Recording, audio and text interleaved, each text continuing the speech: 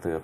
Но вот я хочу обратиться как раз к Владимиру Александровичу Зеленскому, к министрам правительства ответственным, к любым чиновникам СНБО, где концепции разрабатываются, стратегии и так далее. Пункт первый. Господин президент, благодарю за вашу позицию, которая сегодня публично высказана. Жалко, что пришлось 2 месяца нам тут по каналу ужимать до состояния, когда мы ничего практически не производили.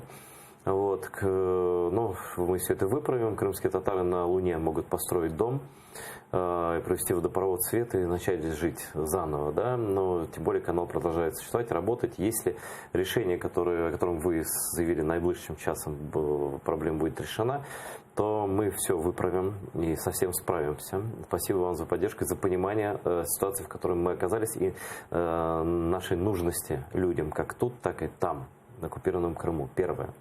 Второе. Я официально приглашаю президента Украины Владимира Зеленского в студию канала АТР на долгое, подробное интервью в любом жанре, неформального разговора, какого угодно. Я готов поддержать любые форматы, звонки в студию.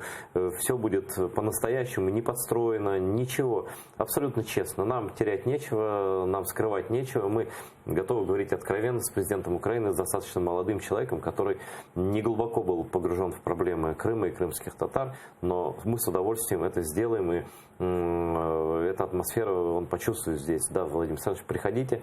Прошлый президент не был, может быть, вы придете. Это было бы важно именно сейчас для понимания ситуации. Третье, про концепцию, про стратегию. Мы действительно сейчас разные партии начинают стратегию освобождения Крыма вырабатывать. Я за это, за все, за любые варианты. Я против только одного, чтобы любые концепции стратегии освобождения Крыма разрабатывались без участия крымских татар, и не отдельных каких-то крымских татар, а с пониманием общественного мнения нашего народа, которое, несмотря на разделение временной границы, едино в понимании того, как это должно быть сейчас и в будущем.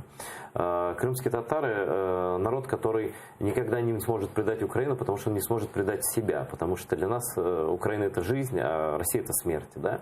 И тут не может быть никаких компромиссов, но мы готовы любую поддержку оказать, экспертную, собрать кого угодно по любым направлениям реинтеграции, стратегии возвращения там, от военной до гуманитарной, до всего-всего-всего, чтобы не было таких вещей, как некоторые чиновники выходят и говорят глупости, просто позорят свои посты, говорят про какую-то воду в Крым, которую мы никогда не дадим пустить, потому что это помощь оккупантам, да, говорят какую-то чушь оглашенную, и мне стыдно их слушать, этот испанский стыд я хочу прекратить, да, и это непонимание телеканала АТР, когда говорят, а что мы там, другой канал создадим государственный, этот пусть типа умирает, как чиновники там в казначействе говорили, и вообще не понимают, как это отзывается в сердцах людей на оккупированных территориях. И сегодня то, что вы, Владимир Александрович, сказали, и не только про ТР, и про другие слова о Крыме. Поверьте мне, это будет так внимательно прочитано, прослушано крымскими татарами, очень политически активные, зрелые нации, и людьми на других оккупированных территориях, и другими людьми на оккупированных территориях,